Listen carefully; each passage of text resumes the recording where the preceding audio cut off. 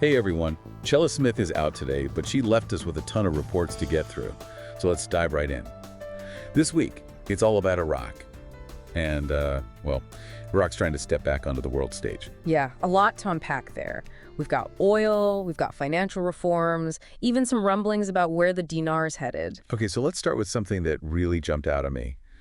Kurdistan's oil exports, they're back on after that pipeline shutdown. Yeah. We're talking billions of dollars potentially flowing back into the Iraqi economy. Yeah, potentially billions. But it's not just about the money, right? This is about geopolitics, too. You've got U.S. diplomacy, years of legal battles over these oil contracts, and then this really delicate agreement between Baghdad and Erbil. It's a pretty high-stakes game. High stakes and big money. That pipeline closure, it's estimated to have cost Iraq something like $27 billion. Wow. That's not small potatoes. And I think for anyone listening, a stable Iraq with a booming oil sector that could mean more stable energy prices, globally even. Absolutely. It's all connected. It is.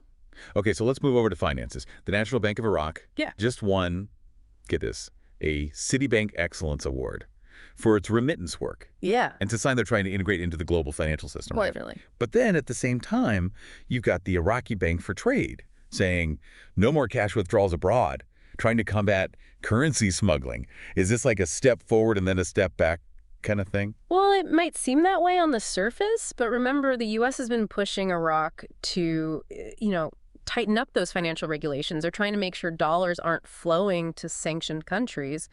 Iran, for example. So this move, it's probably Iraq trying to appease those demands, So they're kind of stuck between Iraq and a hard place? Yeah. Trying to please international players, but also thinking about their own citizens. It makes you wonder how this actually affects everyday people in Iraq.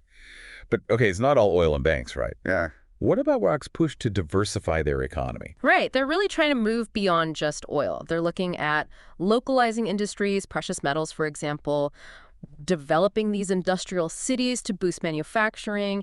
And then there's all this investment in steam power plants, which would give them more energy independence. Okay, so less reliance on oil. Right. More control over their own destiny. If they can pull it off, wouldn't that make the dinar more stable?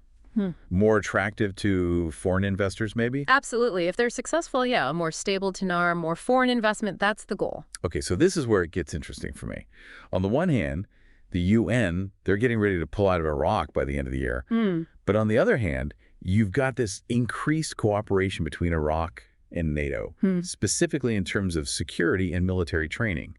Two seemingly unrelated things, but I don't know. I feel like they're connected somehow. Yeah, no, you're definitely onto something. Think about how these two things are being framed.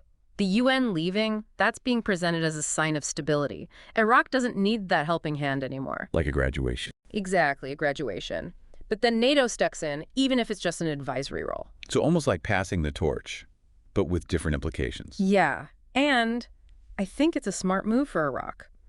Because having NATO involved even a little bit, it sends a message of stability to the world, especially to investors who might be hesitant. So it's about perception as much as it is about, what's actually happening on the ground. Absolutely. Perception matters. And Iraq is sending a message with these moves.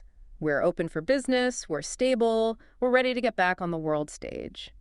It sounds like they're making some pretty big moves. But are they actually on the path to global recognition? Are there challenges we're not seeing? Let's dig into that next. It's a really interesting time for Iraq, don't you think? I mean, they're really putting themselves out there trying to make a comeback. They are. But with all these big moves and changes, it's easy to forget about the everyday people trying to navigate it all. A good economy, a stable economy, should help everyone, right? Not just the people at the top. Exactly. And I think the Iraqi government is trying to address that. They're putting some interesting programs in place, things aimed at helping the average person. Like, did you see this plan to roll out digital ration cards? Yeah, digital ration cards. What's the thinking behind that? Well, it's about making things more efficient, less room for corruption. Instead of those old paper cards, the ones that can get lost or stolen or whatever, people would have these digital accounts. So less paperwork, less fraud. And the government can track everything more easily, too. Sounds like a win-win, right? It does on paper. But remember, we talked about the U.S. pushing for more transparency in Iraq's financial system. This digital card thing, it could be a way to address that, too. So it's a way to show the international community that they're serious about modernizing, about cleaning things up. Yeah, exactly. It's all connected. It really is. Okay, let's talk about those industrial cities. Where are they at with that? Full steam ahead, as far as I can tell. They've set some ambitious goals. 5% non-oil GDP growth, and they want to get unemployment down to 4%. Whoa, that's a big jump. 5% non-oil GDP growth. Are they being realistic? It's definitely ambitious. But they're not just throwing money at the problem, they're being strategic. They're setting up special loan programs, especially for young entrepreneurs. There's even going to be a Riyadh bank specifically for industrial loans. And they're actively looking for big international partners to help with the financing. So they're really trying to create this whole ecosystem, right? Making it easier for people to start businesses, get involved. But what about the energy piece of all of this? Can they really become less dependent on foreign fuel? Well, they're working on it. Those new steam power plants, those are going to be key. They're designed to run on local fuel sources, so that reduces their reliance on imports. And they're incorporating renewables, too, which is smart, thinking about the future. Okay, so more independence, less vulnerable to price swings. And they're doing it sustainably. It's a lot to balance, I guess. But is anyone else buying into this, like the international community? Oh, yeah, definitely. Over 100 companies have expressed interest in these energy projects. Wow. So that's a good sign, right? It means people are taking Iraq seriously.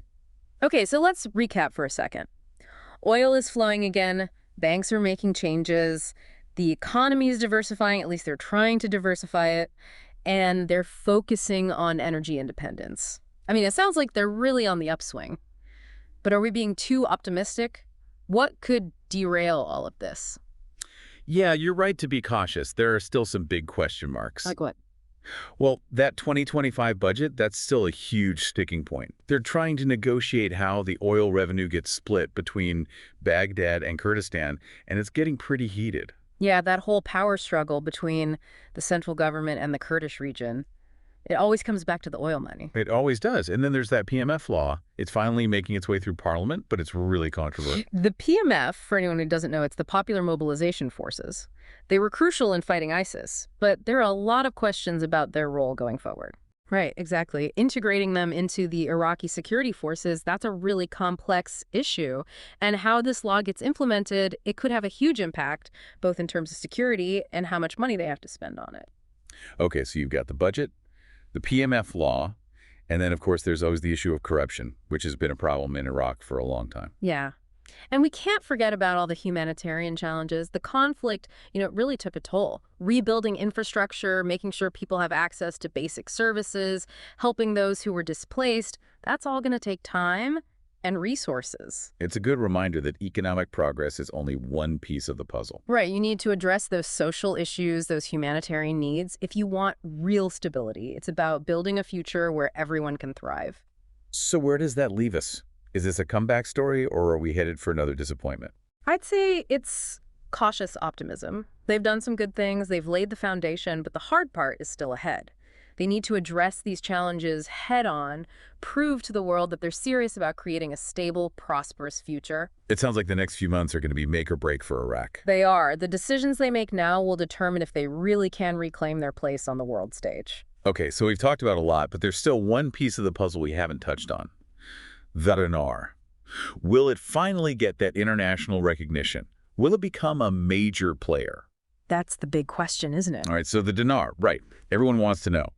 Will it, can it, become a major player on the global stage? Well, let's be real. The dinar has a rough past. Conflict, sanctions, all that instability. That doesn't exactly scream reliable currency, Definitely not. Right. But, what if all these reforms work? Could we actually see a strong dinar? What would it take for the dinar to gain global recognition? Okay, a few things. First, they need stability. Political and economic, both. No more conflicts, no sanctions hanging over their heads, and a government that's, actually responsible with its finances. So they need to show the world that Iraq is a safe, reliable place to invest. Exactly. It's about trust. But then there's the financial system itself, right? They need a solid banking sector, transparency, regulations that meet international standards. Remember that Citibank Excellence Award? Yeah.